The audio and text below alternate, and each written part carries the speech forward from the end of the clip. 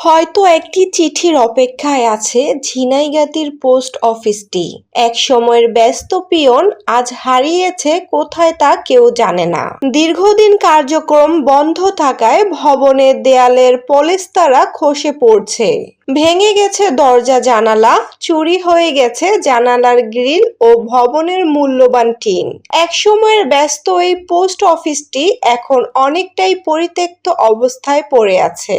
স্থানীয়দের অভিযোগ, রাতে ভবনটিতে বখাটে ও মাদক সেবীদের আড্ডা বসে, অথচ কাগজে কলমে এখানে নৈশ প্রহরী সহ দায়িত্বপ্রাপ্ত লোকজন থাকার কথা।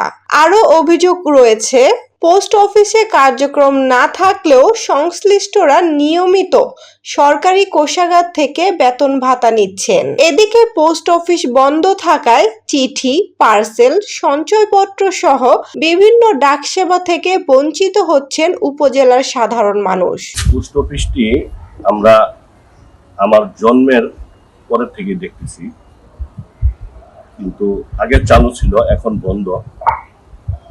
এটা দূরে দূরে থেকে পোস্ট অফিসের কাজে অনেক গ্রামের লোকজন আসে, অনেক মুরব্বীরা আসে।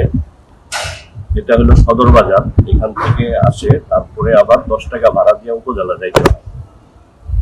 এটা যে একটা হয়রানি, এটা যদি চালু থাকে তাহলে এলাকাবাসীর জন্য উপকার হবে।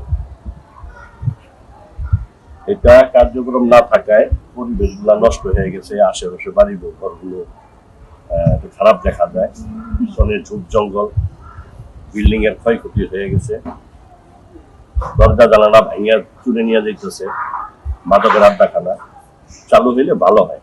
এর আগে বিষয়টি নিয়ে সংবাদ প্রকাশের পর ঊর্ধ্বতন কর্তৃপক্ষের নির্দেশে তদন্ত কর্মকর্তারা ঘটনাস্থল পরিদর্শন করেন এবং দ্রুত পোস্ট অফিসটি চালুর আশ্বাস দেন। কিন্তু পরিদর্শনের পরও এখন পর্যন্ত চালুর দৃশ্যমান কোনো উদ্যোগ দেখা যায়নি।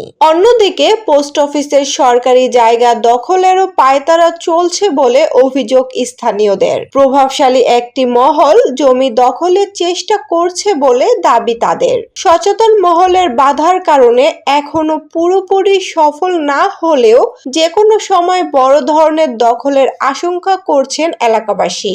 এই অবস্থায় দ্রুত পোস্ট অফিসটি সচল করা, মাদক ও বখাটেদের আড্ডা বন্ধ করা, সরকারি জমি রক্ষা এবং দায়িত্বে অবহেলা বা অনিয়মের অভিযোগ তদন্ত করে ব্যবস্থা নেওয়ার দাবি জানিয়েছেন স্থানীয়রা।